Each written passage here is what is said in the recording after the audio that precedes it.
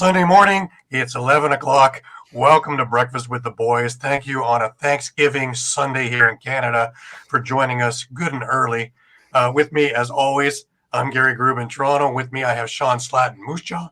How are you, Shawn? Doing pretty good. Thanks, Gary. And I have Muffler Mike Kostiuk over in Connecticut. Mike, how are you? I'm doing great.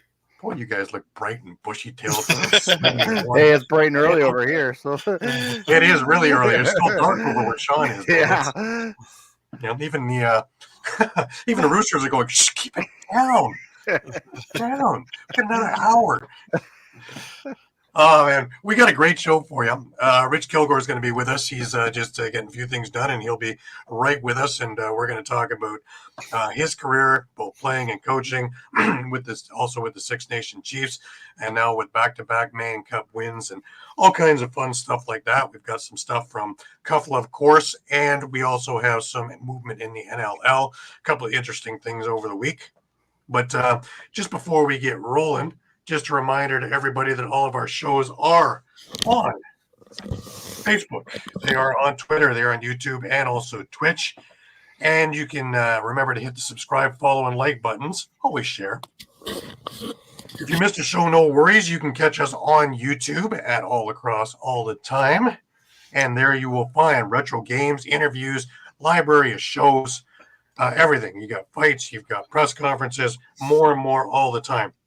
And you can stay up to date right to the moment by hitting onto our Facebook page, and everything comes there, and Instagram as well. That's about it, guys. So abbreviated now, isn't it? Just got right to the face.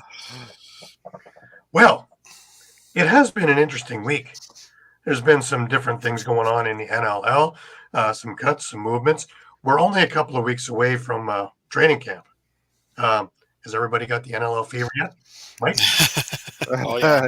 Getting the itch now. Hey. Awesome. Shawn, you got it too, yeah? Oh, yeah.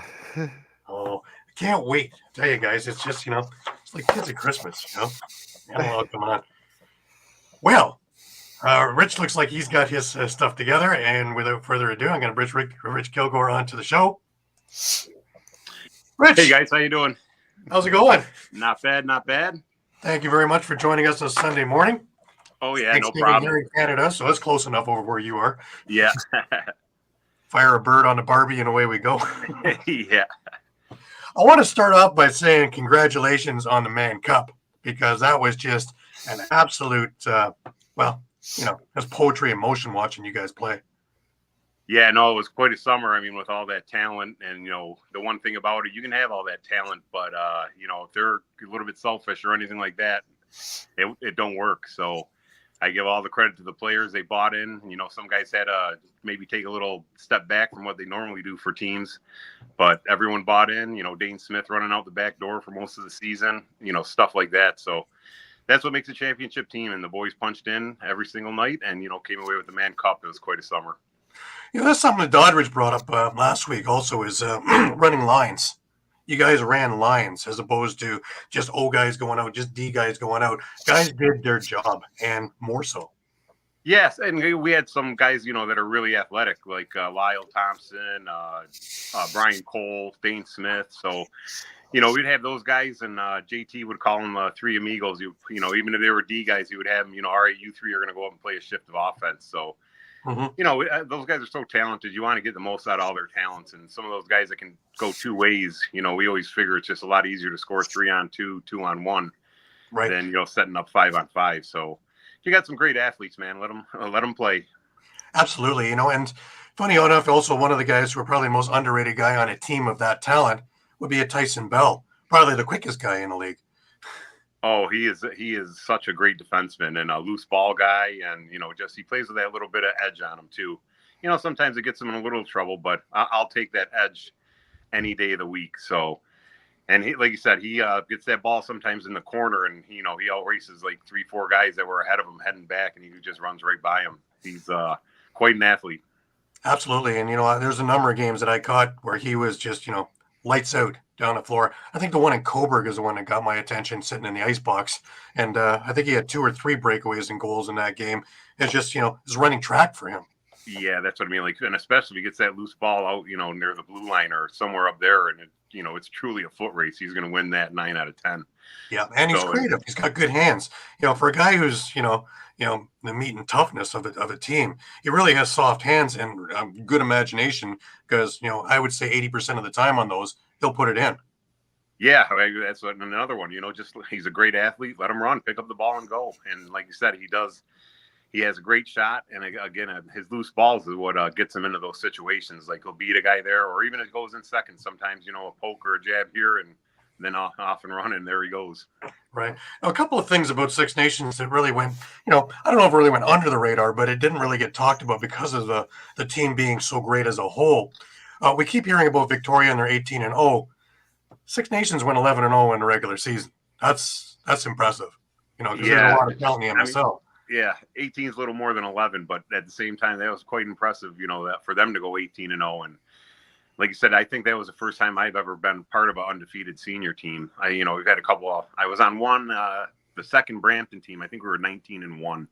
That was the closest I came. And, that's a lot of pressure, and that's a lot of good lacrosse players and, a lot of good teams you have to beat to get to there. And, it's pretty crazy that they did that. And then, we get through Coburg 4 in a row, and then we lose the first, two games to Peterborough. So, and you got to be honest, I was kind of glad that happened. We needed a wake up call. When you go on those long streaks, you end up getting away with some bad habits for a while. You know what I mean? Like you just think you're going to turn it on when you need to. And Peterborough, gave us a good smack there and woke us up. The thing is also, when you guys actually did wake up in game 3, it wasn't an 8-7 score. It was 12-3, and it was the hammer went down going, we're back. And we're back from there on. Yeah, and like I said, when those guys come out and play with some real intensity, and we get a couple breaks and stuff too. Some of the times you can play really good, and the scoreboard it doesn't show it. But we played a really complete game that night. Defense was spot on. You know what I mean? All the special teams were great, and the offense, put up 12. So yeah, when they only had to put up 4, so it was quite a dominant game, that game 3. Absolutely. And again, the same thing happened in the Man Cup. You guys dropped the first game, but talking with all you guys after the game, there wasn't one guy that was concerned or bothered.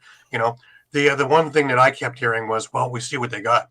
And if that's it, well, hammer down. And sure enough, there it was. They'd come out quick in the games, and then just the absolute staying power of the Chiefs is what wore them down. And by midway through the game, the game would change every single night. Yeah, they would come out and get on us early. I think we were down like 4-2 almost every single game. So, and then our guys are just like the tide, man. They just keep coming and coming and coming, and then sooner or later, man, something's got to give. And they have that trust that all right, we're not playing our best right now, but we're just going to keep leaning on them and making plays, and sooner or later it's going to start showing on the scoreboard. Right, and it's next man up. One night it's Lyle scoring 5 or 6. Next night it's Sliger scoring 3 or 4. Next one is Brian Cole getting 4 goals or 3 goals. Everybody chipped in with 2 or 3 here, 1 there, 4 here, 2 there, and it was just a continuous barrage. Yeah, and that's what as a coach or as a team, that's what you want. They can't just focus on 1 or 2 guys. I mean, you gotta. You didn't even mention that Dane was going out the old door at that point. Randy Stotts, again, Longboat, he had really great series. And like you said, it's as a defense, that's really hard when, you say, oh, all right, who are we going to make shoot? And you look around, it's like, man, I don't know. I don't want to let any of those guys shoot. So yeah, it's a good offense. They share the ball, and they're very tough to stop when they get going.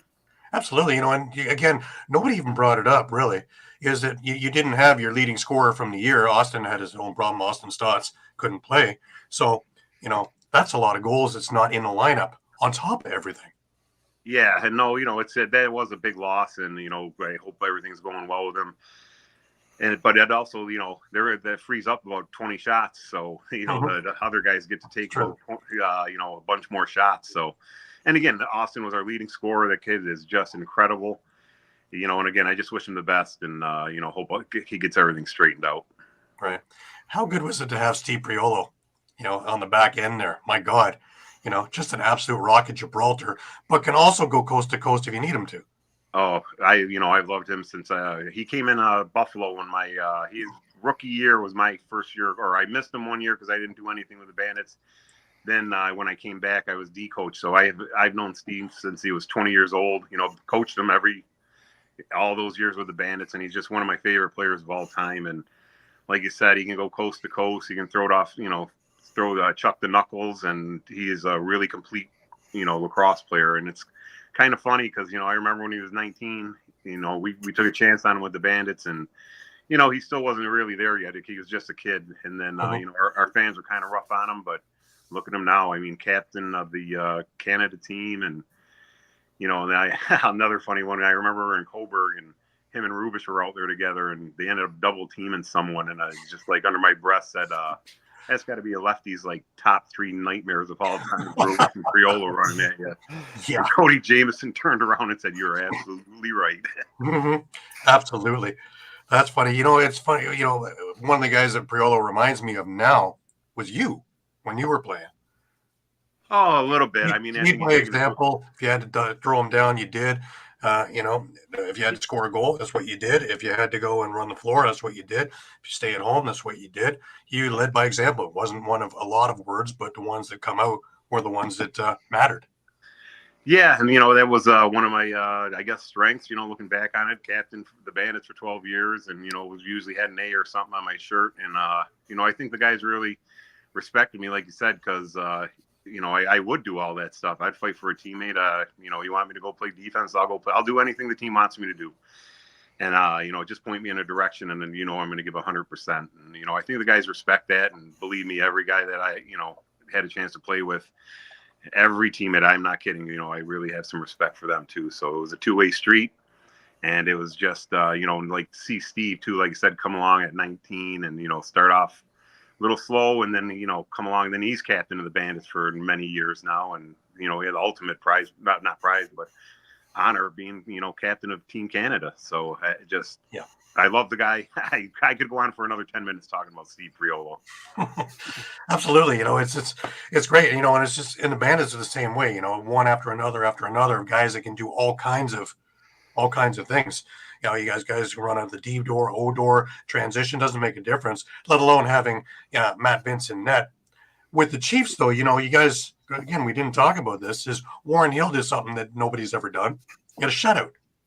Yeah, that was incredible, because, again, I played many, many years. I've never seen a shutout in senior lacrosse. Never been a part of one. Never. I can't even remember hearing about one. And, it was pretty, like when a pitcher has a no-hitter going, no one wanted to talk to him when he came to get a drink of water, and everyone was just, no one said a word about it either. But we all knew, believe me. And I mean, that's pretty, like you said, pretty incredible. And, he's a great, great goalie, and especially with a big defense we have, and you kind of just get to sit back and play some angles. And Warren's really, really quick too. So they get in on the crease, and we do break down, he can, go with a couple fakes and still get back to it. And, it was great. And, JT's done a great job with him and Dougie.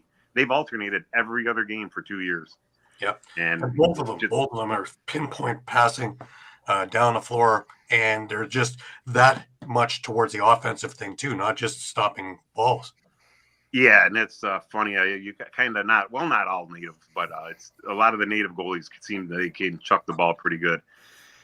And it said Dougie Jamieson used to take face-offs and field lacrosse, so he's a pretty good athlete. He's not just a big blocker back there. He's an actual pretty decent athlete.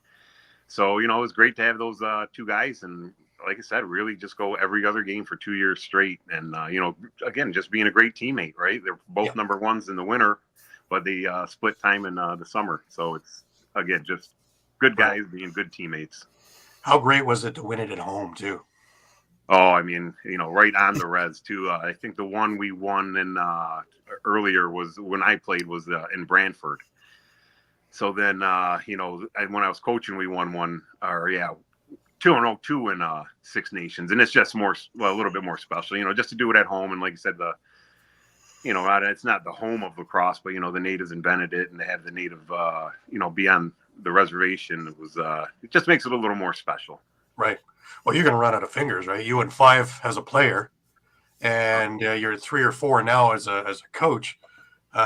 Yeah, it's funny. Some people were asking, like me and JT after, and yeah, I don't know. You do know. I know. We 3 with the Chiefs, 1 with Brampton. So yeah, 4 as a player, then 3 as a head coach, and 1 as an assistant coach. Yeah, so I think that's 8. When I start doing my thumbs. The extra large, Yeah. extra large rings. Throw that in with some of the Bandits rings, and yeah, that's going to be a heavy chain that you're wearing. Yeah, no, it was quite a career, man, and really got lucky. There's a lot of great players that don't have that many championships, and you know what I mean. I just got lucky to be on some really great teams, summer and winter, and just and we had a core of 6-7 guys there that really played together through almost all those. And it was, like JT, I don't know how many seasons me and that guy spent together, but it's just, it's crazy too, because we were looking, at the little banners and stuff, and it says, our first Man Cup in Six Nations was 1994, and that was 30 years ago, and that's what Tyson Bell said. He goes, "Hey, that's the year I was born." It's like, holy cow. Nothing like aging you a little bit. Yeah, sure goes by quick. It does, doesn't it? That's amazing. Now, let's go back to the beginning. Since we brought up 30 years ago, we'll go back even further. The original question that we always asked was, how did you get started in lacrosse? And I know you have a great story with it. So let's talk about that, how you guys got started. Yeah, we grew up on the Tuscarora Indian Reservation, and there was an actual lacrosse factory on the reservation. It was called Patterson. Well, it was called Tuskegee Crafts, but it was run by a guy named Wes Patterson, and he was just known all over in lacrosse circles. And anyway, that lacrosse stick factory was literally 50 yards from my house. So, as a kid, and just being native, we always had a stick. But then, like when I was younger, my dad actually worked there making the sticks, bending them and cutting them down and stuff. And my mom would string them up. So, and then I live in the States in Sanborn, New York, but I'm about 10 minutes from the Lewis and Queenston Bridge. And a lot of people from our res used to go over and play for Niagara on the Lake. So when I was old enough to sign up, I had my stick, and I knew my way around a little bit, and went and signed up in Niagara on the Lake and played till I was 40. Wasn't that your first job too? Was bending sticks? Yeah, it's hilarious. So let's just say they had a guy who was undependable, and one day I was always down there goofing around with the lacrosse sticks, and one day this guy didn't show up, and I was like 12 or 13. He was like, "You want to make $3 an hour?" I was like, "Yeah, sure." So I started bending sticks, and that was my first job. That's fantastic. Now, you played junior with St. Catharines, cross over the border, and, again, it's about half an hour from where you are anyway. So let's talk about the one special team that really comes to mind is the 1990 Minto Cup champions, because that's, again, another one of those teams that were just completely overrun with talent. Yeah, no, that team was special. I mean, especially in junior, and all those guys from St. Catharines, I played in Niagara on the Lake. There was a Dunville team, I think Pelham, Spartans, and we played heated battles all the way growing up from 5 to 16, and then we all come together and played junior. But it seemed like every team had 1 or 2 really good guys, and then we all ended up playing junior A together. And Darius, myself, Randy Mearns, Mike Lyons, Trevor Bidell, Darren Much. I mean, I could just go on, and all these guys that have done great things in lacrosse. And we had lost to Peterborough like 3 years in a row, and Peterborough was just stomping everybody in junior when I first started. And then we finally got them that 1990 team, and I think we won. Yeah, it was pretty crazy. We were 19-1, I think, and we scored over 400 goals that year. I think our average score was like 21-7. And, like now in junior, you can't get anyone to break 13, 14. And, it's kind of embarrassing. We hit 30 one time, or no, 30 like 4 times. And we had a 41 goal game against Hamilton. So it was, and again, not rubbing it in, not being jerks about it. We just had a team that could run all day and move the ball around. And like I said, it was so sweet. And again, because junior, right, there's a time frame there. You only have so many years to do it. So that was my last year, and I am so glad I got a minnow, because that's the one I can kind of rub in other people's faces. I got every other ring that I have. Right, yeah. Well, the telltale of that team also is how many of those guys are in the Hall of Fame now.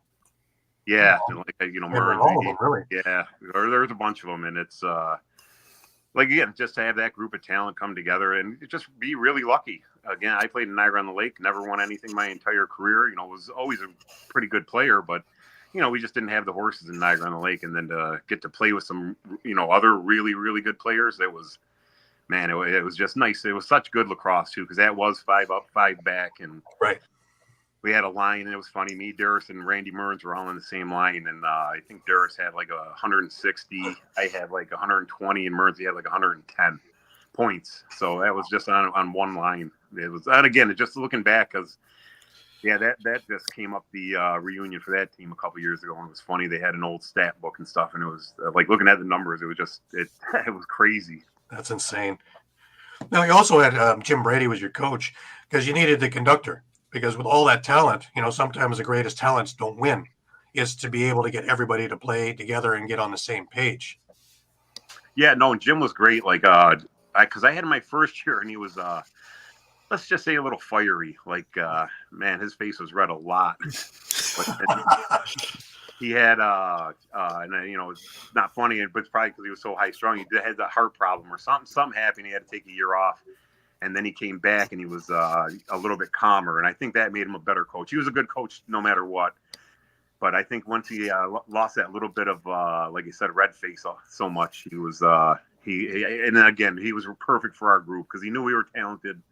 Most of the time at practice, we worked on a couple little things, power play, and then he just had us not just throwing and catching, but running drills. So we were doing everything on the run.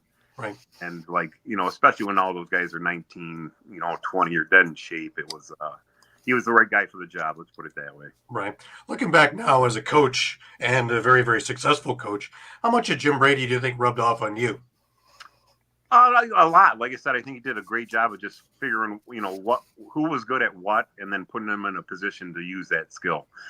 And really, that's all coaching is. You know what I mean? You take your guys and you try to get them all on the same page, and then put them in the best position to go, make a good play. And then it's up to the players. And the coaches do have a big impact on the game plan, and all that stuff. And it's the key is getting the players to buy in and execute. So Jim was good at that. He knew how to read his talent. He knew what to do, and that's what I try to probably incorporate a little bit of Jim in there, just to kind of read the team. You can't just say, nope, we're going to play this way every single year.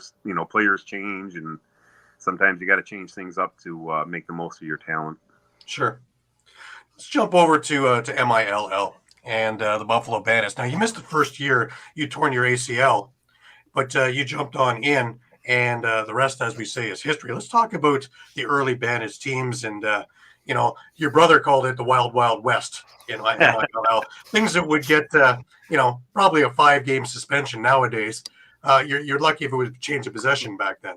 Just talk a little bit about the whole conference and everything there. Yeah, because it started off, and it was, they wanted not rough. It was fun. Lacrosse is a rough game.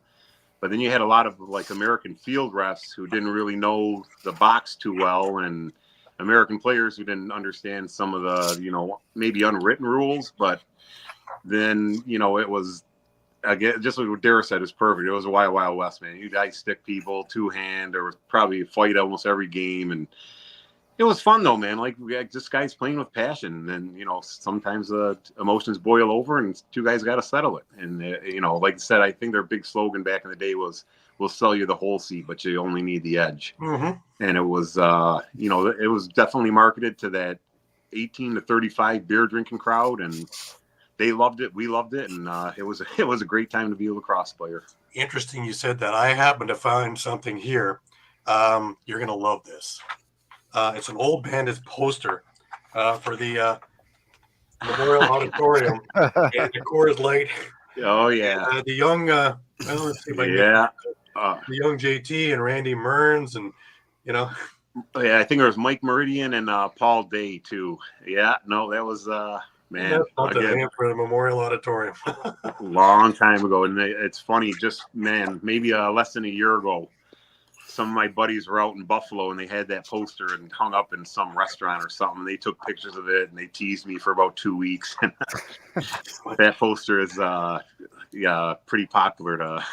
That's the one thing I forgot to bring up the Six Nations to next time around. I'll do it. Yeah, you were nice enough to sign the cards for me and things like that, the old mill cards, and that was fantastic. But I get that one signed also. JT, you, and a few other people in there, and I think that'd be pretty cool.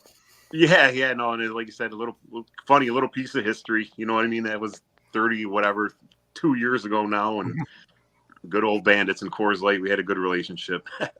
Well, in this place here, it's a museum here when it comes to old programs and stat books and equipment and caps and see the jersey over the shoulder and all kinds of things, gloves, helmets, posters. So yeah. The Ontario Lacrosse Hall of Fame has nothing on me. Nice. I loved it. You're talking about with Memorial Auditorium, and that place was just an absolute zoo. It was nutty, cuckoo, crazy. Every game, you were right on top of the players. The players were easily to job back because low glass. It's not like now where everything's cookie cutter. Every rink had a different characteristics and different ambiance to it. The Spectrum with the real low glass behind the bench, and things like Maple Leaf Gardens with no glass behind the bench. They didn't even have any in the penalty box until later on, which was even crazier. And then the Spectrum, Boston Garden, and you got to play at all these places. And again, the fans were right on top of you, and it was easy to get into an argument with one or 50 of them. As the beer drinking continued along through the evening. Oh, it was so much fun, like you said, back in the day. And like you said, Philly was just the worst. Like, they are the worst fans ever. But they were fun, man. Like, and then afterwards, we'd all go to the bar and have a drink. You know what I mean? And I'll never forget, I was in the box with, I won't say the guy's name, but there's a guy who sits behind the penalty box with a hard hat on. His name is Chopper. So we're sitting in the box, and Chopper's giving it to us, and I knew his routine, so it wasn't bothering me too much. But the other player didn't like it too much, and without even looking, he just kind of like swung the stick over his head, hit Chopper right in the helmet. But then for the next week, everyone said it was Rich Kilgour, and those Kilgour brothers are goons. And didn't even do nothing, and I was still getting roasted. Of course. Yeah, no, Philly was a great place to play, and again, a lot of fun, because you know what I mean. Anytime you made a nice play there, everyone had to sit down and shut up for a second. But other than that, they again afterwards they were great. You know what I mean. Boston Garden was just, man, that place was nasty. They had the biggest rat I've ever seen in my life. Looked like a big cat or something. But walking in the back of the arena, and they got that. And then we literally had to hang our clothes on nails there. Like, it was. But again, to say I played in the Boston Garden and the Spectrum, like I'm so happy I can say that, because it was a special time, like you said. In the old odd, remember the boards had a big sway to them when you hit someone, and the orange was like, man, if you fell out of the orange, you would have landed on the floor. They were stacked so steep in the old odd, and like you said, the fans were right on top of you, and it was just a great atmosphere. Like you said, I wish they could make some more arenas like that. And loud, my God, the odd was just nuts. It was loud. They love it to this day. The Buffalo sports town loves their Bandits, and man, when the Bandits won a couple of years ago, I was up in the press box, and again, one of the most obnoxious goal horns around that I'd ever heard. And when they won with 19,000 people at KeyBank, I could barely hear that thing. The floor, I'm in the press box in the roof, and the floor is rumbling under my feet. A little unnerving, when you're up in the roof and the floor is rumbling, because you're thinking, yeah. Hope those screws hold. Yeah. Oh, yeah. I hope that they weren't taking a day off in the concrete fitting, yeah. Man. That's and that was the old odd, though, was I think maybe because the roof was so low or whatever, and everything was on top of you. I swear the odd was louder. It just and when Dara scored that winner in whatever it was, 93, I think, we watched the tape a couple times, and the camera is just shaking. It was so loud in there, and it was like, again, just a great place to play. KeyBank Center is great, and it's super loud in there now too. But some just, I don't know, I'm being old and nostalgic, but something about the old odd is just extra special. I love it. And I say, a shameless plug for us is if you go into our YouTube page at All Lacrosse All the Time, I inherited Bill Fox's retro collection of VHS tapes, which have a ton of mill games and a lot of NLL games up to about 2010 or so, 2011. And I have converted probably 30 or 40 of those games so far. I've got about another 50 or 60 to go from that collection. But there's a lot of your games, a lot of games from the Mill League, a lot of odd games, games from from Pittsburgh, games from the Spectrum, games from the Boston Gardens, a lot of Bandits games in there, a lot of your stuff. I even have Steenhouse's 17-point night against the Rock. Oh, wow. Yeah. Yeah. That was Darius from, because remember he had to retire early, started coaching. He's the same way. He has like a whole equipment bag full of VHS tapes. And it's just funny, you know what I mean? Like to think back, VHS tapes, that says how long ago it was right there. So it's kind of crazy that the time just, it just goes by so fast. Yeah. Yeah, I know. Every couple of months I put a couple more up. It takes time to get them converted and it takes money to get them converted too. Yeah. But, slowly but surely I'll get them all. See, now we even got the dog excited about OB. Yeah. He'll bark at anything. One of the things is this, like the league is striving now to have, TV and this now. We had all this stuff. That's the thing with lacrosse is we had it, we put it away, then we reinvented it and we brought it back and we have it again and now we're here. We got to get moving forward. Because back then we had ESPN, we had the big arenas, we had all the, sponsors were coming on, and then it just went away. And now we brought back ESPN and TSN here in Canada. We have the big arenas coming again. We're getting expansion again with blue chip ownership with NHL guys. Where do you see this going? Do you think we're finally up in the right zone now? It seems a lot more closer than like when I was still playing, because like you said, it always seemed like we were doing pretty good, and then all of a sudden 3 teams would fold or something, and it was just very inconsistent. The attendance, or not just like Buffalo was always consistent. Well, we had a couple down years there, but the consistency out in other places, it's hard to do that. And you have to get a TV contract. That's where all the big bucks are really made. Like, you're not going to be able to pay the players a ton of money just through tickets. So hopefully like you said, hopefully ESPN will get some good ratings and TSN will get some good ratings. And, someday they'll be able to sign one of those, like, NFL, not NFL, but you know what I mean, going in that direction instead of kind of just still spinning their wheels. And they got to find a way to get the players full time. Could you imagine lacrosse if these guys practice 5 days a week? Oh my God. These guys do all this stuff with only practicing 2 hours a week. You know what I mean? It would just be great if they could be full-time lacrosse players. And I know, a lot of people appreciate it and love the Bandits and that, because everyone does have a real job pretty much. And, but if they want better lacrosse, even better lacrosse, they have to be able to go full time. Right. I've been saying that for years, and they've tried all kinds of social media things, which is great for guys like us, because I'll watch it on the washing machine if I could. I'll watch it in anything. But new people in the game, and say, for just $5, if you just want to pay for the good luck. Right. I've tried experiments where I've had it on when I'm sitting at a bar and just putting on my tablet, and before you know it, there are people looking over my shoulder and watching. What is that? And or I've put a Chromecast on the TV in there and watch people start slowly. It draws people everywhere. Checking it out. Yeah, no, that's why I say we just got to get them in the building, because most people, once they see a game, you know what I mean, they're hooked. Right. So, and it's like you said, it's on good. The other show when he was still commissioner, and one of the things that he had brought up back then was that where the NLL is now is roughly about the NHL mid to late 70s. The TV contract had come in, but it hadn't had the explosion yet. We hadn't had the Edmonton, New York Islanders kind of boom in the early 80s. And that's basically where we're sitting right now. Do you think that now that it's back in the Olympics and we got another 280 countries to watch in one form or another, granted it's sixes and it's not box per se, but do you think that could be the explosion?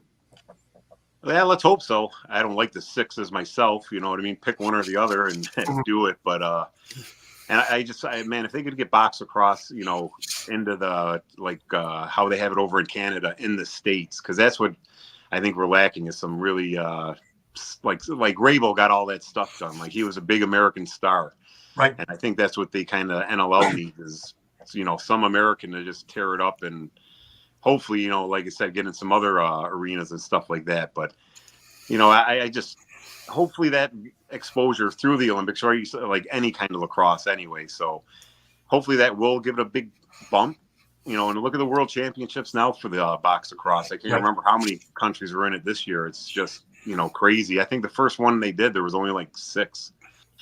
And then, I think there was I can't even guess. I think there was over 50 this time. Well, yeah, 28 men and 10 women, which was unique also because first time we've ever had the women on there. And being out there and covering it, I have to tell you, I was almost more enamored with a lot of the women's games than the men. The contact, the physicality that they played with, and the intensity was just as equal to the guys. Oh no, those girls don't mess around. U.S. gold medal game. That was made for TV movies. Yeah. Nope. And that's what the girls play hard, man. A lot of those girls probably grow up playing with the boys, when they were younger. I don't think there was. I don't know when the girls lacrosse, came around, but they probably grew up with the boys. So those girls are, pretty tough. And any girl that wants to play with box lacrosse is probably a pretty tough girl. So. Yeah. And like you said, that was pretty incredible what USA pulled off. And, like you said, that was storybook ending. And hopefully, like you said, that, can inspire some other girls in more countries to get going in the girls lacrosse. Definitely. Being Canadian, of course, I want to see Canada win. But, I think for box lacrosse for women, having the USA win is probably the best thing for the game. Yeah. And, hey, they won. They keep score and they had refs and USA beat them. And like you said, I'm sure you wanted Canada, but USA, did what they had to do. But again, just for the growth of the game, it was a good game. You know what I mean? You didn't want the gold medal game to be a 30-2, right? Something like that. So, and I think it was really good for them. Like you said, hopefully they can, use that and go up another notch. The other thing was it wasn't just Canada, the U.S. being on top and kind of putting their nose up going, yep, we're great. Every game when they played the lower teams, I remember when them playing Netherlands and playing Hong Kong, I would watch them after the games talk and show things and explain things and do things and have time for the other teams. And that camaraderie is what's going to bring this thing up, I think. Yeah, and that's what you have to do. I remember when I was doing the Iroquois men, we would go and give talks to, some of the countries that, weren't at that level yet, but we'd go scrimmage them for a quarter or a half or something. And then, like you said, show them a couple things and try to help them out. You know what I mean? It's all about spreading the game and helping the game to get better. So if we can go help another, team or whatever, that's not at that level yet, why not? It'll just only help the game get better and spread farther. So anytime I get a chance to help out someone or, teach a little bit, I'm all for it. Right. Now, of course, I have to bring up the one fight that always gets brought up with you was the O'Neill fight. Now, I go a little further. I actually have a clip. Why don't we watch the clip and then we can describe it? And the blur coming in the background. Well, that's Rich. Absolutely pummeled by Randy Frazier, and with less than 1 second to go, that's going to be it, folks. Nick, John, just go to line.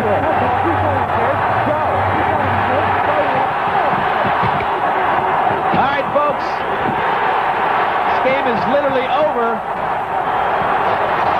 We're going to a break. We'll be back with the final moments from the All in just a moment.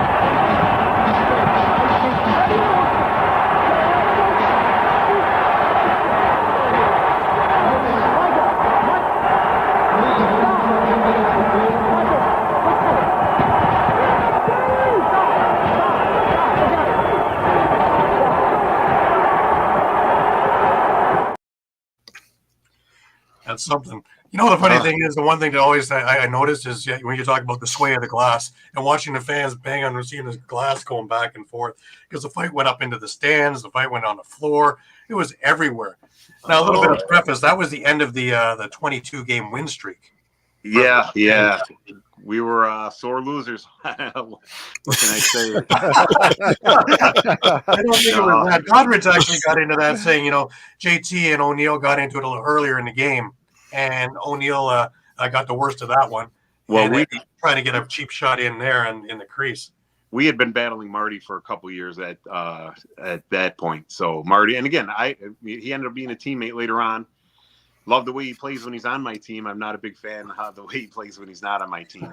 He is, but he liked to play that rough style. And I to this day, that is the one I'm kind of ashamed of that hit. Like I thought he was closer to the boards. I thought I was just going to WWE him into the boards, but he was like 4 feet away from the boards. And that was a bad hit. And I don't know. I remember Johnny Meridian giving it to me, you could have really hurt someone. And I'm like, yeah, I said, but you know what? If I had the chance, I think I'd do it again. I think I would regret it more if I didn't do it, but I do feel bad about that hit. It was, that was not the what lacrosse is, but I was just worked up. Our streak was over. I think Darius was pushing around behind the net, and when we came running on the floor, he just popped out, and I just couldn't help myself. I was weak. Now we talk about Darius, we talk about you, but there was a third Kilgour that was also a very big force, your brother Travis. Let's talk a little bit about him, because he had a good little run there too. Oh, no, Travis was a great player. He actually made that 1990 junior team that was so good. He made it as like a 15-year-old. And then, when he got in the league, Trav was, I think he was like 6'4", probably like 240, 245 when he came in. And, he was a big kid with soft hands. He was just really good around the crease. Right. Good goal scorer. And, we had some really talented teams. And, Trav was a really, really good player. And then, he bounced around a little bit. But every time he was, on a good team, Trav pulled his weight. He had a couple championships too. And, he was just the baby brother, right? And I was just so proud of him because he had a great career also. And sometimes I guess he said it in interviews before, sometimes it's a little tough having Darius and Rich Kilgour be your big brothers when you're playing lacrosse. So, but he took it like he took it like a champ. He was a great player in his own right. And, it was really special to win a Minnow Cup with both brothers and then win a NLL championship with both brothers. So it was, lacrosse has been a big part of our life, and to get to share, some stuff like that with, guys, brothers that you actually grew up with, it makes it really, really special. Well, you guys being called the first family of lacrosse from the res, I think is very fitting. Yeah, I don't know about that. There's been great families before us. We just had a bigger stage and, probably got our name called, a little bit more out, but there were some great players and families before us. There's going to be some great ones after. I mean, now the Thompsons, you know what I mean? Yeah. But, I'm sure there's going to be another set of brothers that come up and do something really special, and we'll be talking about them. So it's, it's that circle of life stuff. Larry Bird says it best. Hey, man, there's going to be other players, and it's just, appreciate how good they are. Mm-hmm. Definitely. Now, let's talk a little bit about your coaching. How did you get involved originally into coaching when you finished playing? I always wanted to be a coach. I think when you're a captain, you're part of like a assistant to the coach or whatever, Sure. what I mean? And so I had always thought about coaching after, and there was, had a lot of coaches in my career. I always used to think what I liked about what they did, what I didn't like, and how I would do it if I had my chance. And like I said, just being so involved in lacrosse, and my dad was a coach when I was younger, and I had some really good coaches. Scott Nelson at Nazareth College and Field, he taught me a lot about time management and having a plan, and then just taking bits and parts from all the coaches I had over my that I liked, or sometimes they did stuff I didn't like, so I tried to make sure I didn't do that. So right, sure. It was something I planned on kind of doing, and then I got the coaching job at NCCC, the community college right down the road here. And then after that, Darius asked me to come back to the Bandits, so away I went. Right. Now, your time at Niagara County, that kind of wrapped into the Iroquois Nationals as well. Now, I always bring it up. Are we finally through this political nonsense with you can't go. Yep, come. No, you can't go. Now that we're Darius brought up a good point, is that by calling it Iroquois, you kind of alienate all the different tribes and things like that. At least now with Haudenosaunee, more of an umbrella to keep everybody unified. You think? Yeah, I mean, because lacrosse is mostly played in the Northeast here, you know what I mean? But they are getting going out in like Minnesota, Texas. There's they are getting lacrosse all over. So why not be inclusive of everybody in the entire, all the natives? So I kind of like the name change. I didn't like the logo change. I like the old headdress thing, but. I hope they can get over this stuff. I mean, we're a sovereign country. They have their own passports. So I don't see what the problem is. I mean, I know it's more political than that and way above my pay grade, but I don't see why they got to play this game every couple of years. You know what I mean? Like, just recognize it or don't recognize, figure out what has to be done so they can be recognized to go play in these world tournaments. I mean, it shouldn't be that hard. Right. But I get it. If they admit that they did something to the natives, they're going to get sued. I don't know how the politics are played. Don't care. Just leave the sports alone. Let them play. Yep, let them play. Yep. And again, they're not doing anything illegal. They are sovereign countries. So I don't see why they shouldn't be able to travel in just like every other sovereign country in the world. Absolutely. Absolutely. My last question about coaching for you is your approach. Is your approach to coaching different from how you played, or is it more of on the level of same idea, same mentality? Yeah, I always just try to, even as a player, to be level-headed. I mean, you can see I didn't always accomplish that when I hit Marty.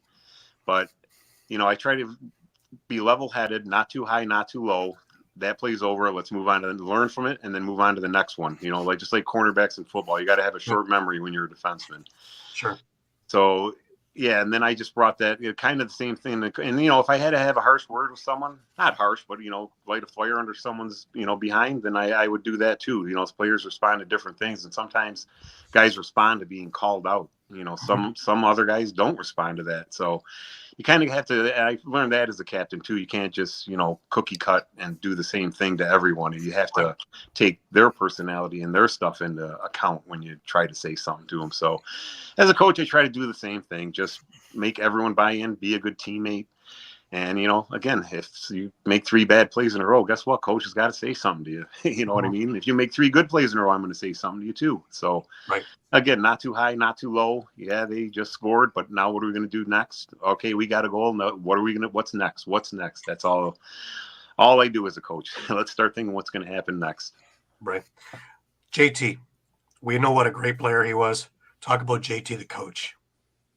Oh, he's the same thing. I mean, he's really level-headed. He, he doesn't give these big fiery speeches. Here's your job. Do it. We're very talented, so believe me, you can come out of lineup really quick. And you know what I mean? JT is just good, and he's a teacher, right? So he's good at getting his point across, and he's just like he is as a player. He doesn't, give you like too much fiery stuff, but when he talks, people listen. And, that's a mark of a great coach. And look at the guy. He's got the last 2 NLLs and the last 2 Man Cups. So he's doing something right. Absolutely. I'm going to throw it over to these guys if they have any questions. Mike, what do you think? No, take a prime Rich Kilgour and put him in today's game. Do you fare better, worse, or the same as a player? I would like to say probably the same. I mean, I don't want to say that these guys are slow, and I still think, in my own mind anyway, and I get greater. Every year I'm retired, I get a little bit better. So good answer. I think I could play, in this era. Would I have the same success? Who knows? But I know I could play in this era, and being a 2-way player, my whole career, I think I could, how we were talking about Dane and them getting up the floor, I could bring something like that. In my younger days when I was, young bucks, I still liked running around a lot. So I think I could play in this era. Like I said, I would never doubt my talent. Let's see. Well, I'll say that. Absolutely. Excellent.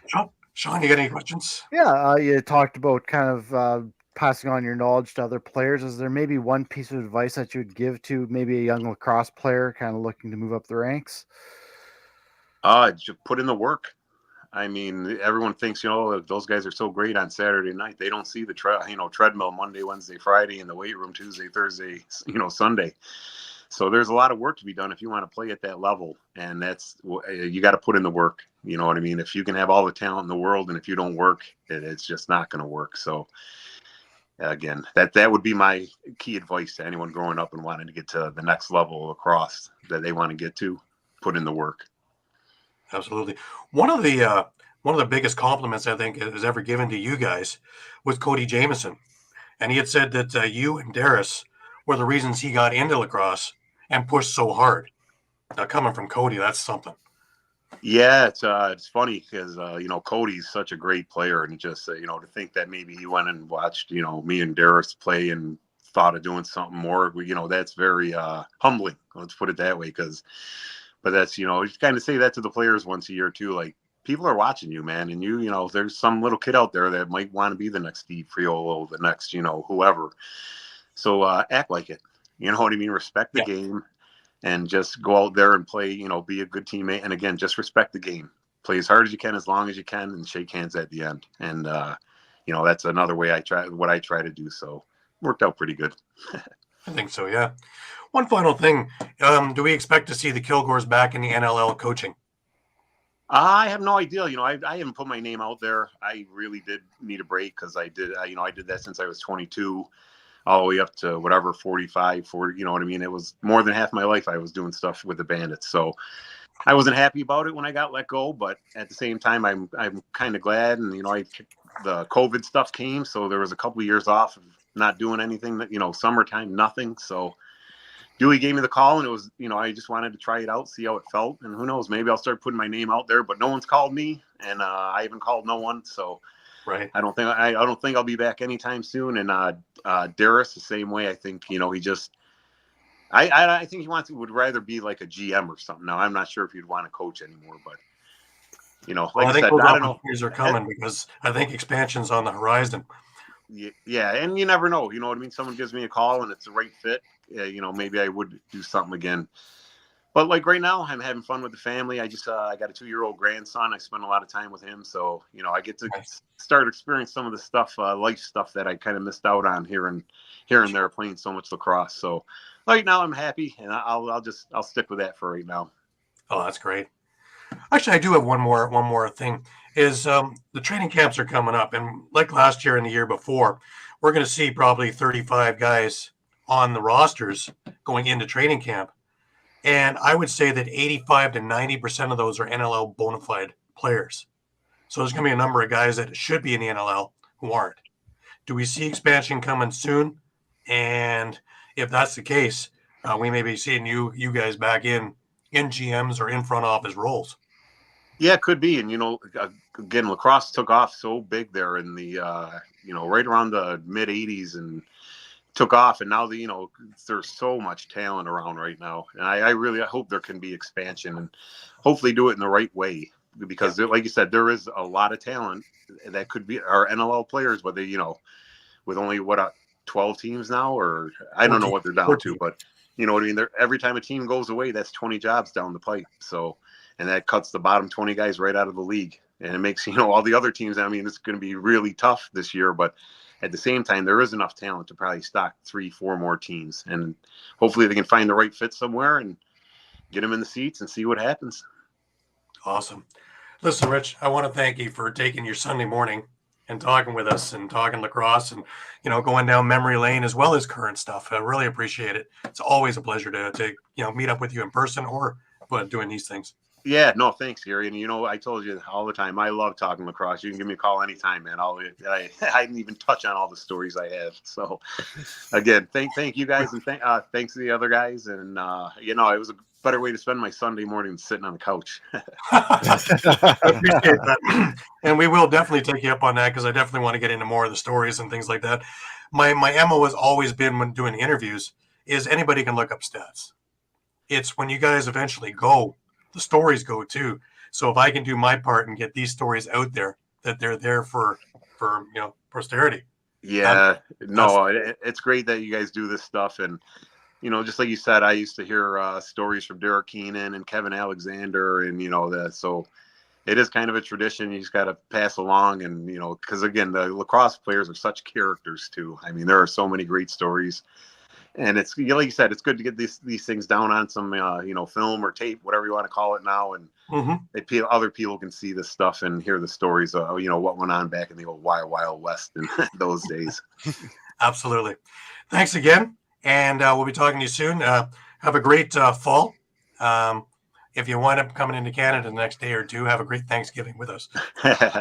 All right, buddy. Thanks, Gary. All right, we'll talk to you soon, Rich. That was Rich Kilgour, Hall of Famer, Buffalo Bandits, Six Nation Chiefs, player, coach. What a great guy, eh? That's awesome. Yeah. And that's the guy. If you meet up with him in an arena, in the first 5 minutes, it'll be like you've known him your whole life. And he's just that personable of a guy and knowledgeable. And boy, oh boy, he's true about that. The stories, when we talk about some of the other stuff from yesteryear and things like that, is just a lot of fun.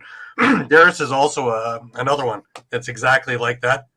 And, I'm hoping I should be able to get Darius on in the next week or two also. to talk a little bit more about Mill, talk a little bit more about Buffalo Bandits lacrosse, as well as Haudenosaunee, because it was great to run into him at the Worlds also and talk for a couple of minutes before games. Okay, guys. Kufla. Let's get on to the Canadian universities just briefly. They had a slower week, if you will, this week. There only was 5 games in the docket. There's 1 game today, and we'll take a look at that in the up-to-date standings, and we'll get into a little bit of NLL just after that. Toronto played Western, and they say they played Western. Western is a force, and it was a 21-5 drubbing in favor of Western. This is going to be a team that's going to be reckoned with come Big Getaway weekend, with no exceptions. Just an absolute slobber knocker that way. Trent faced Queens, and Trent has also been a powerhouse.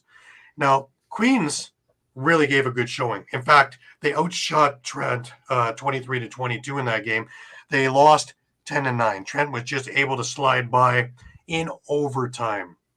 So look out for Queens. They're making an up-and-coming run because Trent, they're 8-1. So this is a good Queens team at 4-4 that hasn't played up to potential until now. Nipissing and Guelph met up on Friday, and Guelph took them to the woodshed. The 8-0 Guelph Griffins won 19-4 over the Nipissing Lakers. This was an ugly kind of a game. The first half, it was 11-3. The third quarter alone was 7-0 for Guelph. And mercifully, they took their foot off the gas. It was 1-1 in the fourth. So, look out for Guelph also, another force in the Kufla. McMaster and Laurentian met up. Now we know Laurentian's had a rough time. McMaster beat them 11-1. Laurentian is still looking for their first win of the year. And that brings us over to Brock versus Laurier. And this was a heck of a game. 7-6 in favor of Brock. 5-3 Brock Badgers over the 2-6 Laurier Golden Hawks. Laurier gave them everything they could handle and then some. In fact, Laurier was up 3-0 after 1 and 5-2 at the half. And it took a strong third to get them back in the game. And it was Brock winning in overtime to take this game. One last one from yesterday, and that was Guelph and Toronto. And Guelph laid the smacketh down on the Varsity Blues 15-7. Again, Guelph being 8-0, they are a force in this league. One game on the docket today. Laurier plays Laurentian at 1 o'clock over at Alumni Field. And if you have an opportunity, please go and have a look. Looking at the standings in the East, Guelph is 8-0 and at a plus 35 goal differential. Western is second at 7-1 with a plus 39 goal differential. Brock sitting at third at 5-3 plus 3. McMaster is at 4-5, a minus 8 goal differential. Nipissing is I'm sorry, I'm in the West. My mistake. Let's go again. Guelph with a plus 77 and Western with a plus 76 and Brock with a plus 16. Nipissing sitting at 4-5, Toronto 3-6, Laurier 2-6, and Laurentian having a rough time this year. 0-7 with a minus 106 goal differential. Let's go to the East, where McGill is 8-0 plus 35, Trent 8-1 plus 39. Queens again with a good showing, 4-4 now at a plus 3. Carleton at 3-6, Bishops at 1-7, Ottawa at 1-7. Upcoming this coming week.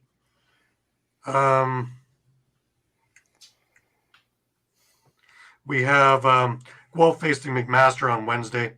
Thursday is Ottawa versus Queens. Friday is McGill versus Queens. And then Saturday we have a slew of games. 4 games happening. Nipissing versus Laurentian. McGill versus Trent. Bishops versus Ottawa. Brock versus Western. And Sunday there's a few games as well. A much busier week. Brock versus Laurier. Bishops versus Carleton. Western versus Guelph. And Laurentian versus Toronto. Definitely eating up over there in the Canadian University field. Just before we head into the NLL, let's pause for a little bit of station identification.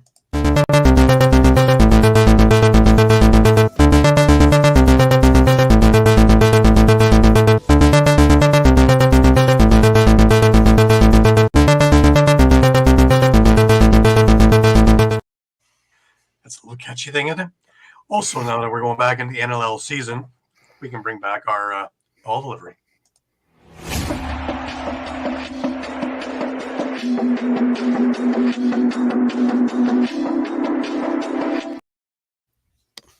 Absolutely. All right. We go over to the NLL, and not huge moves, guys, but we did have some moves during the week.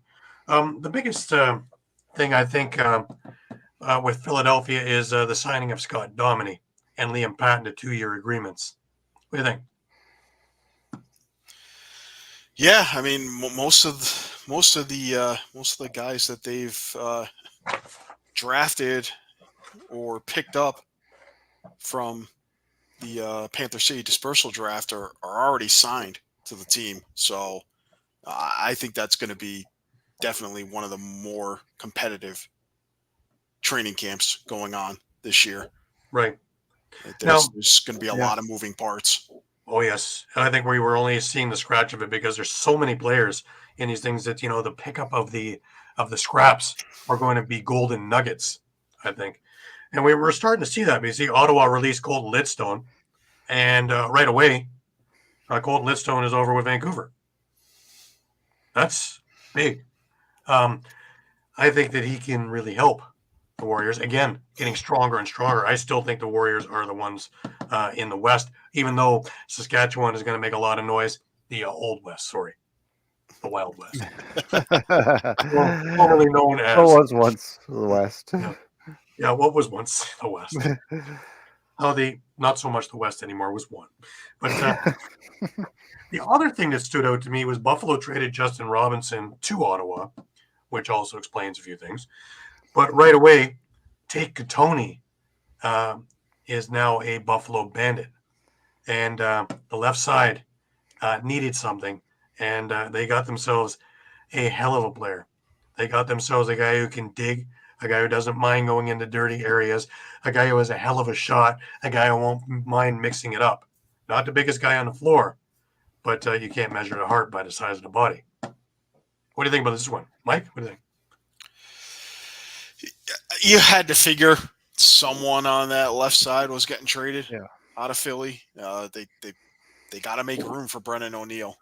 Yeah. So, I mean, at this point, if we're gonna, for lack of a better word, project or do a depth chart on the left side, you're expecting it's going to be Mitch Jones, Blaze Reardon, Holden Katoni, and now Brennan O'Neill. Right. Yeah. The funny thing is, though, I was looking at the Buffalo roster, and really they had nothing on the left. They're very heavy right. Emerson Clark, and Burr and Kluche, that's about really it. Yeah. It sounds like, Tate's game should fit right in with the Bandits being able to play that gritty, get down the dirty areas, crash in the net. I mean, you look like a guy like Natico, maybe not the biggest guy, but he was not afraid to mix it up. Right. Because also Buffalo doesn't have Brandon Robinson either anymore. So I'm thinking right into that slot he goes. I don't think that there's much to say about that. I don't think he has to worry about sitting in a press box. I think he'll make an immediate impact. And I think the Buffalo Bandits, Bandit land, will love him and love his game. it's tailor made for that that scenario, really. Yep. In Toronto, Toronto signed Zach Kearney to a 2-year agreement, put him on the active roster from the injury reserve. He was on the practice squad to start last year, but he worked his way and worked his butt off and was a big part going down the stretch in there. And him and Josh Dahlwick, I think, are both going to really make big statements this year. Dahlwick, from what I saw in the Worlds, he's gained probably 10, 15 pounds of muscle. And his shot was always good, and his IQ was good. Now he's putting all the pieces together. From what I saw in the Worlds, he really is going to be something if he can stay healthy. So a lot of upside there. Cam Milligan. We talked about him when he was on Panther City. Him and Dean Farrell were the ones who started turning that franchise around. He's been bounced around a little bit as a journeyman the last couple of years. He was last year with the Toronto Rock on the practice squad, never really able to crack the lineup.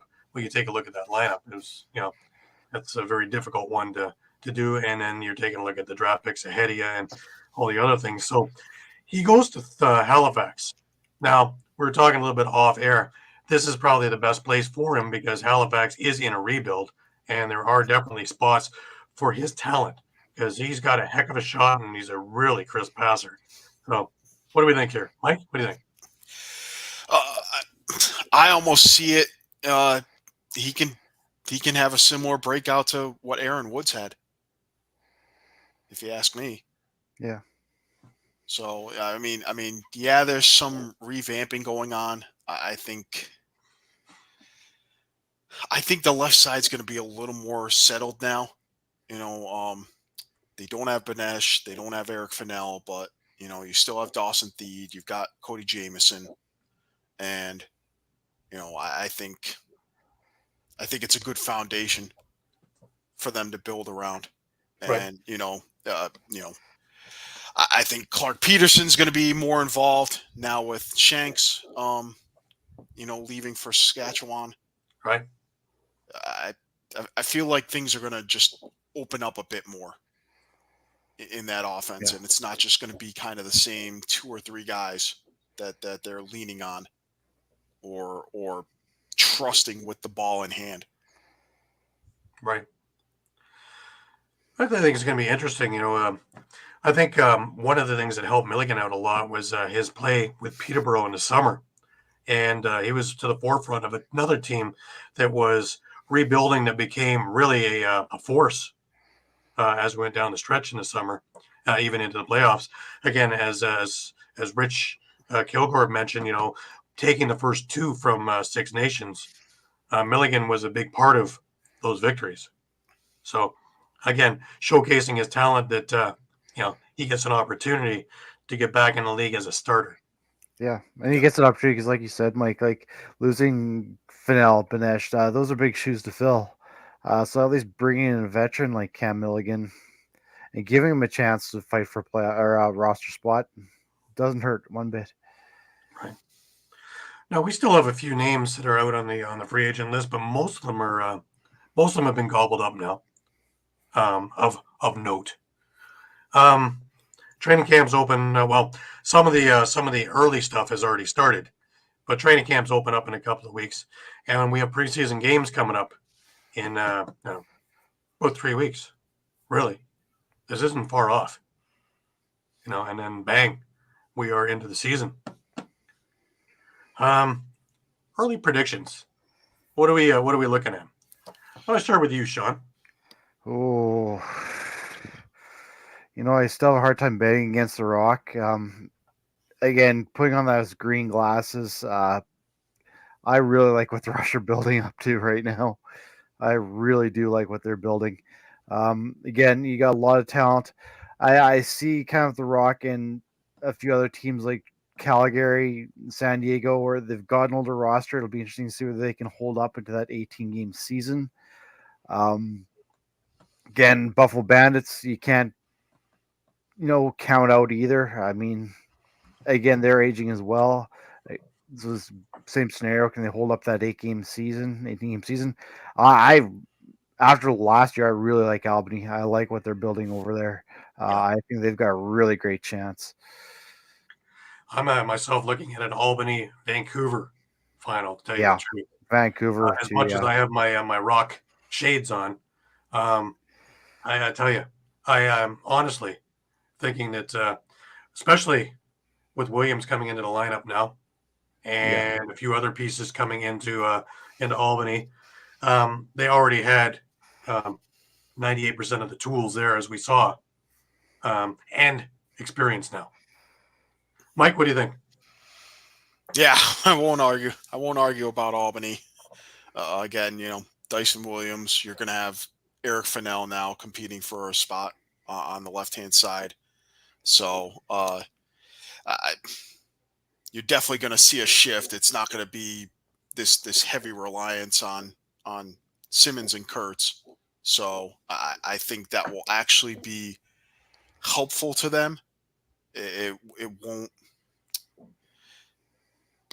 People are going to be looking for, hey, are they going to have a sophomore slump? And I don't see that happening, because they know they're going to have weapons on the other side in Williams and Fennell, Ethan Walker, of course. So, and again, let's not forget, they got a guy who's been waiting 2 years to come in on the defensive side in Willie Johansson. That's going to be just a huge addition. Right under the radar, eh? Yeah. With a couple of years off. Yeah. And honestly, I've been saying it. I've been saying it since these guys got drafted when they were in New England. But the plan was always to build that core around, that defensive core around Doug Jamieson and net, Colton Watkinson and Nick Tchaikovsky. And they are still with the team. They are rock solid.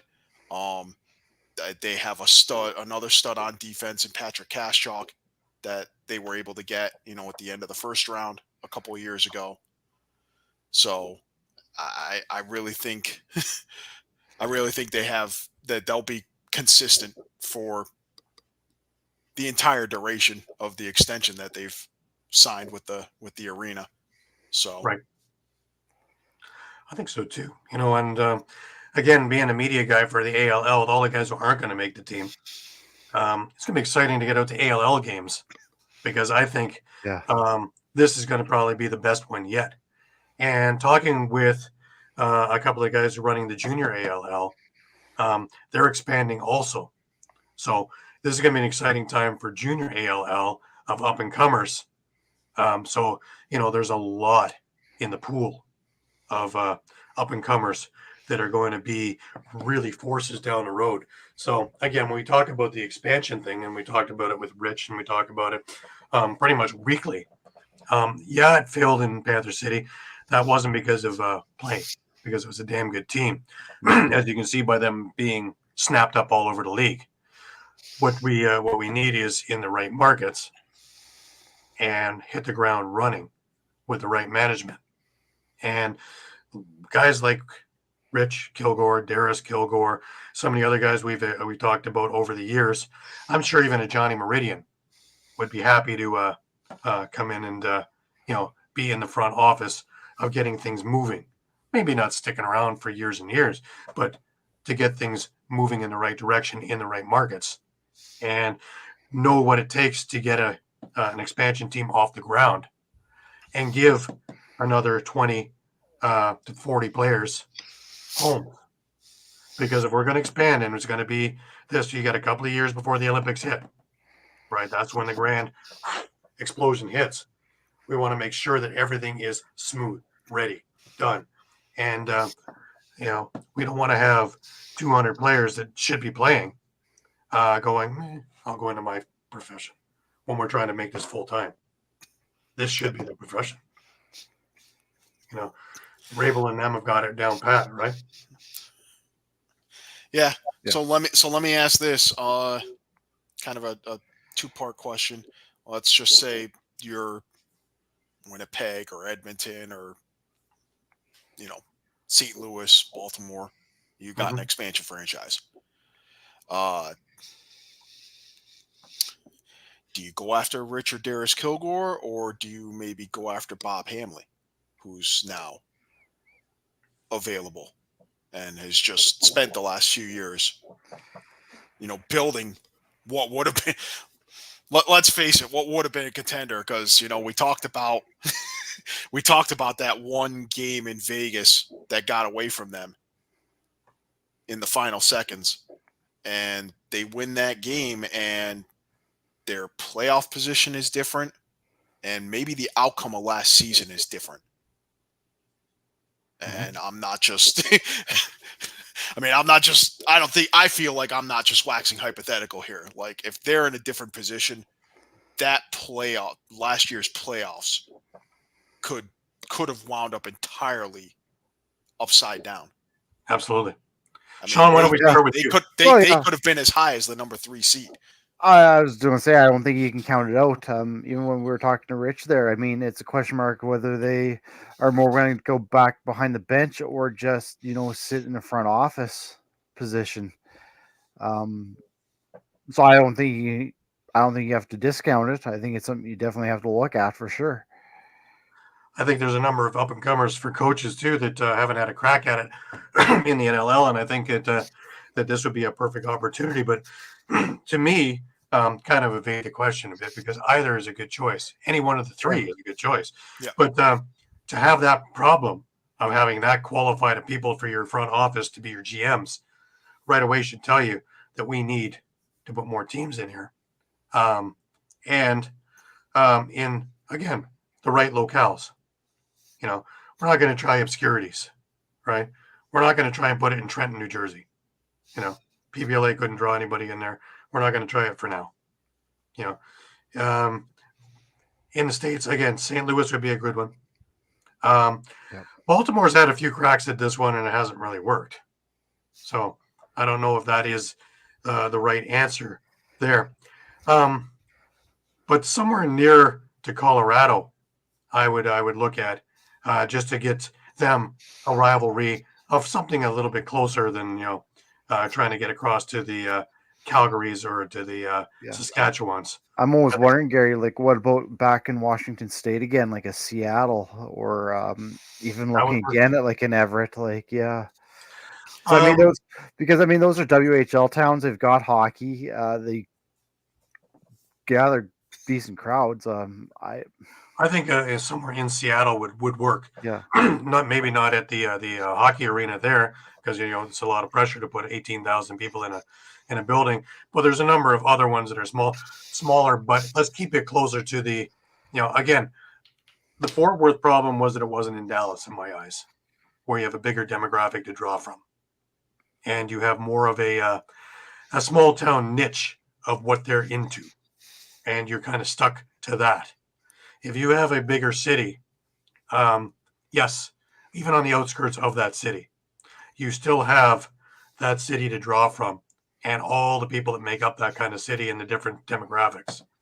And I think that the way lacrosse is right now, they still need to draw that much. It's not hockey, where everybody knows it and everybody knows of it.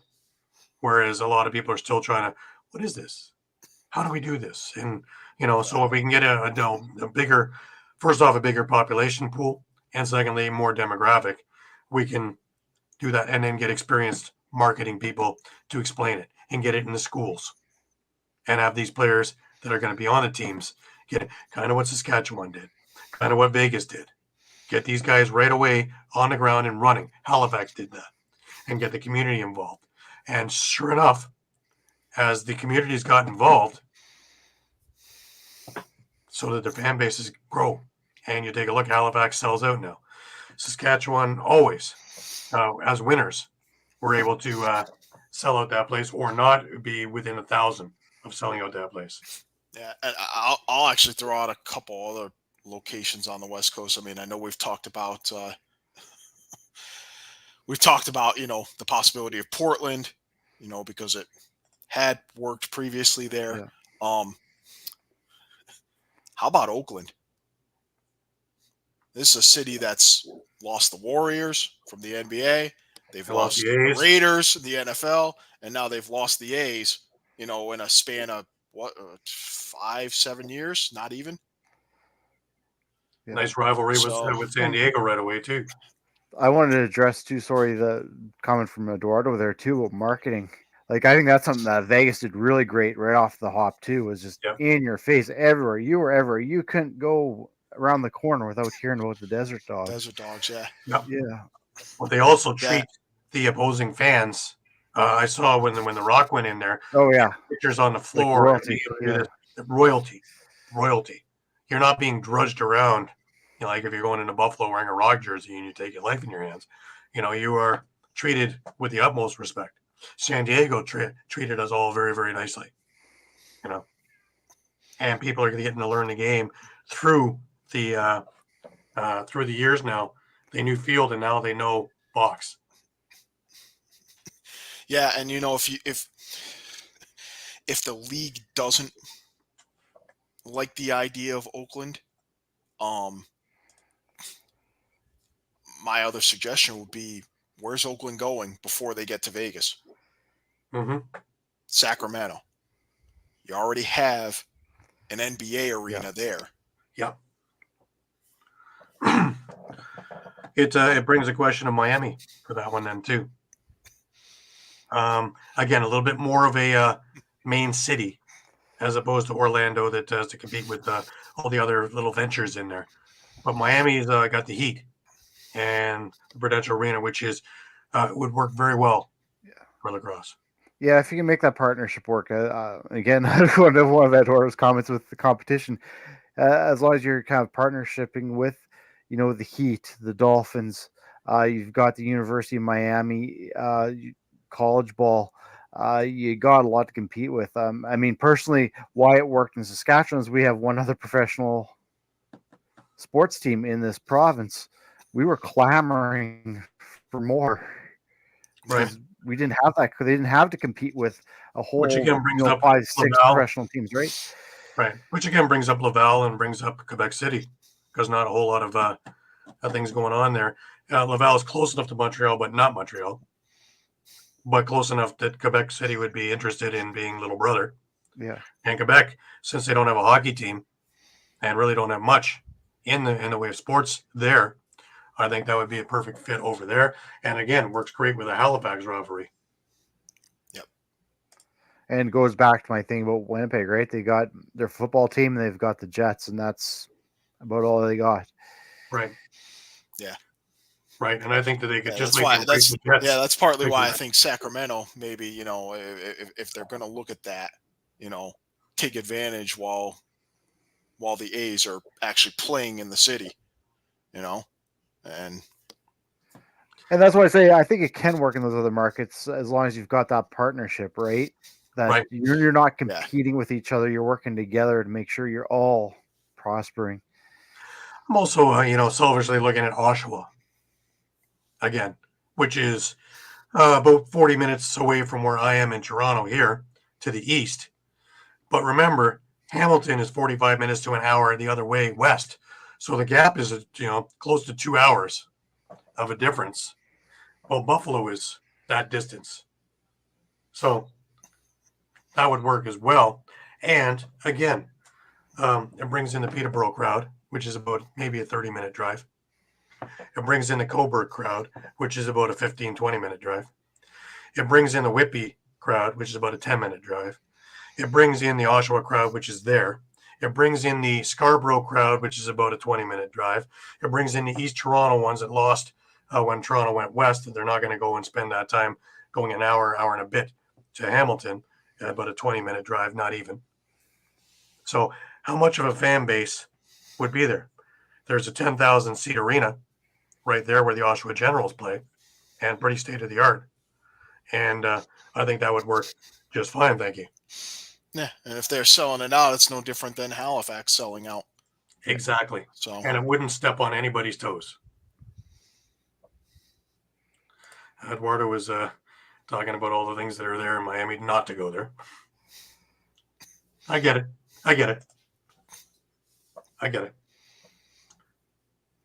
But most of those things aren't playing in the winter. Just saying.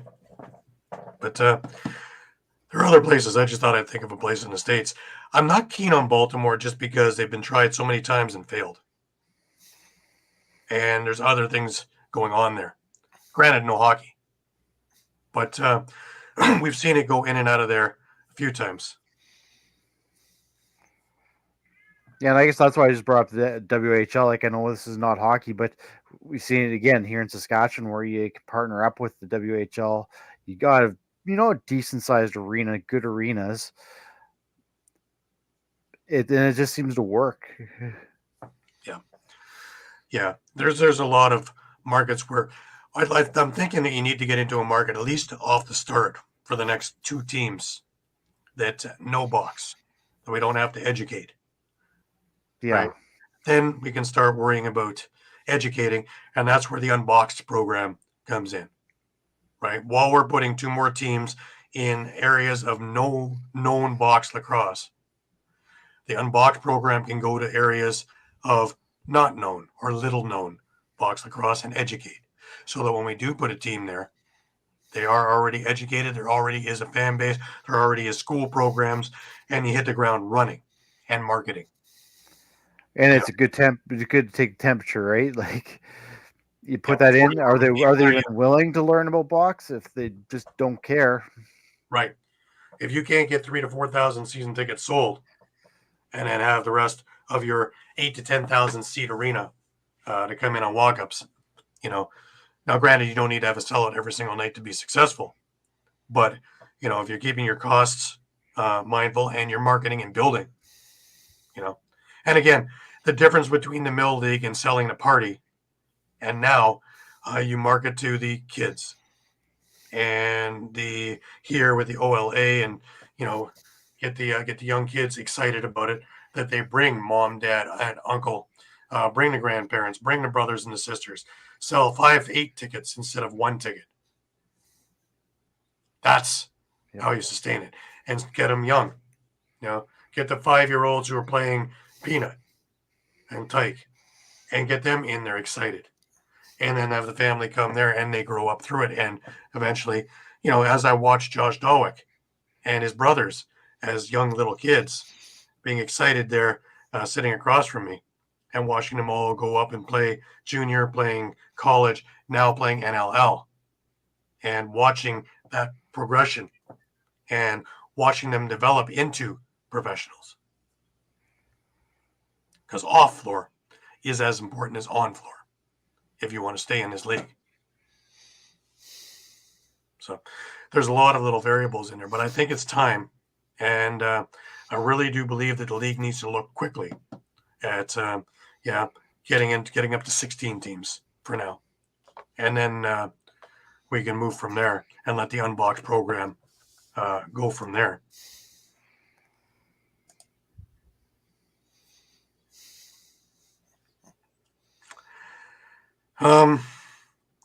Birmingham, I would like. Ohio, somewhere in there, maybe a Cleveland, maybe outside of Cleveland, maybe a Cincinnati, maybe that would work. But again, my theory is that I expect a known box destination, somewhere where U.S. box law is already in there, and they have a clue that we don't have to educate right off the hop.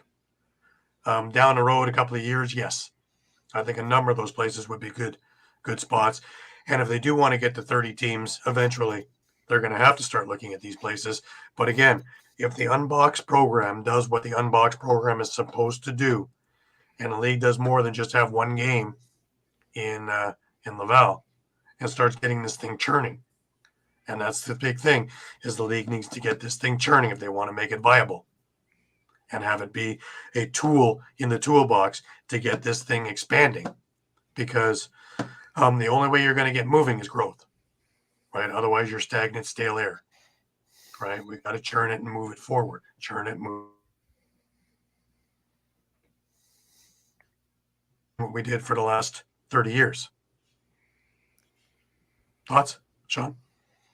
Yeah, I'm with you. And I don't keep going back to the Rush kind of model. Well, but I mean, it worked, right? A real good blueprint for this. And I mean, you saw what they did last year. They played a preseason game in Moose Jaw. I wouldn't be surprised if they end up playing a preseason game in Regina at some point. They're not just keeping it in Saskatoon. They're spreading it out and kind of growing their fan base into other areas in the province. Heck, throw one in Lethbridge, Alberta, for Christ's sake. Yeah. In my eyes, there's a good little base there. Yeah, like why doesn't Calgary play some preseason games, in Red Deer, or like you said, Lethbridge, some of the smaller communities that can bring in that fan base. But again, Eduardo, you're missing my point. The point is that Dayton has to know something about box for this to work right off the hop. We can't just put a team in there that knows nothing of box and expect people just to come trampling down the doors in the box office. That's been my point. Down the road, yes, it's another good destination, I think. But for the time being, where the league needs growth now for this ESPN thing to be a little bit more to the forefront and maybe off of Plus and onto network more. Now we need to get the crowds in there. And I almost feel like it has to be a bigger market just for that TV deal. Not a Buffalo or a Toronto market per se, yeah, but a bigger market to draw bigger, from. like a St. Louis. Like I could see that, or a bigger city. We could probably get the Blues management to be part of it. Yeah, because TV's more likely to look at that when it's a bigger market, right? And then maybe down the road, we could look at like an Oshawa or even a Winnipeg.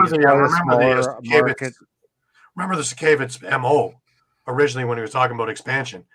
NBR NHL affiliate with their own arena so they don't have to be number 4 on the docket for dates. Yeah. The league needs to stay true to this. Now, they didn't with Panther City. And, now we talk about it RIP. Right? The places where they did do this, it works. And to have that little caveat of, it's always easy to, for the NHL teams to go, well, part of your season ticket program is to have tickets for this. So at a minimal cost, because it doesn't cost very much for season tickets. And that's why it will work in those where there's competition, as long as you have that partnership, right? Where everyone prospers. You can give ticket packages that involve both, for instance, the Calgary Flames tickets and Roughneck tickets in one package.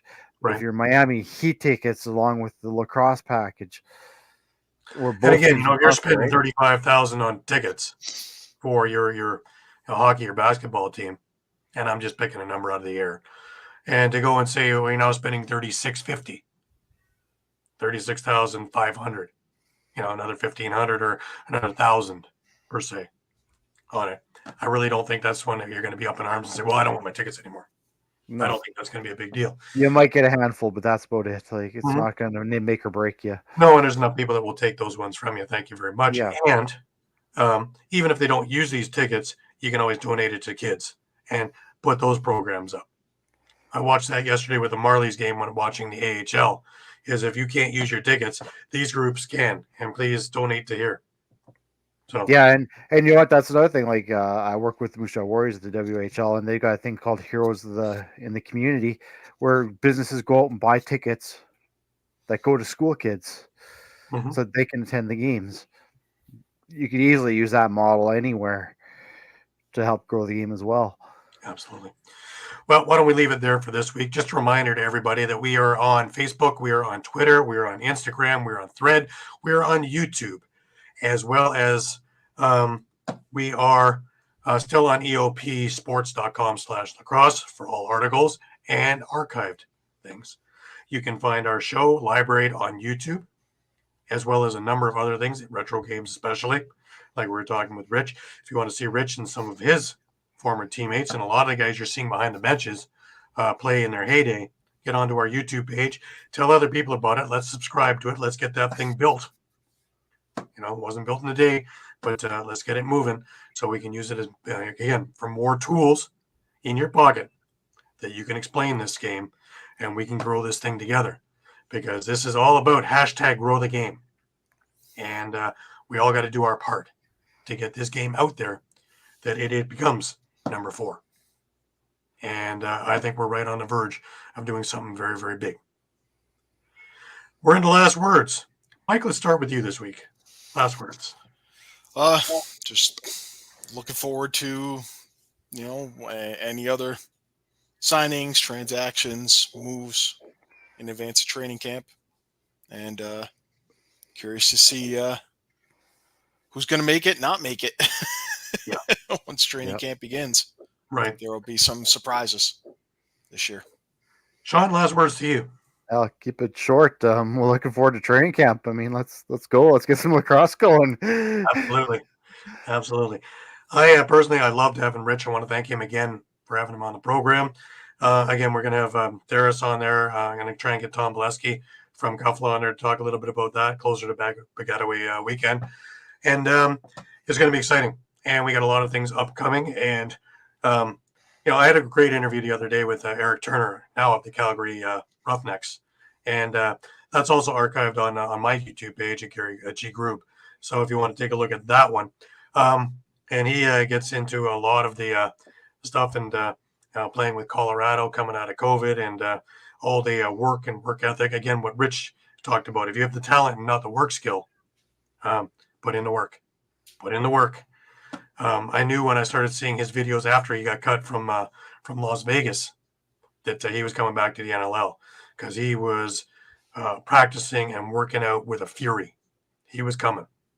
And another one of our friends, Jake Morris, is hanging out with Eric. So I'm hoping that some of the skill set there is rubbing off on Jake because Jake's making big strides also, probably back in the ALL again this year. Spent time over in the WLA last season. So NLL's on the horizon for him as well. And I can't wait for that one. That would be fantastic. Jake's a good friend, and I wish him all the best. And he has put in the work. So let's see if this time around is the one that pushes him over the line there, because you got our support, and let's see what goes on. Should be some interesting announcements from us in the next couple of weeks too. So stick around for that. And the future looks very, very bright. So hang out with us. And we're going all the way from the best in the business. I want to thank these guys again. Outlooks have come out and started already. Shawn had the Saskatchewan. Mike's got Albany, is it, Mike? Yeah, that'll be later next week. Next week. And I believe I have Ottawa coming up at the end of Tuesday, I think it is, for me. Yep. So looking forward to getting those going and giving you all a little glimpse into what to expect come training camp and come the season. And until then, for Shawn Slaght over in Moose Jaw, for Muffler Mike over in Connecticut, I'm Gary Groob in Toronto. And I wish you the best of weeks. Remember, keep your stick in your hand. If you're Canadian, happy Thanksgiving. If you're not Canadian, I know you have a day off anyways. Wish a happy Thanksgiving to a Canadian.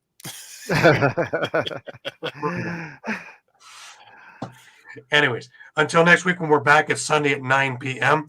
Thank you all for hanging out with Breakfast with the Boys. Appreciate it. And until next week, keep your stick in your hands. Have a great week, everybody.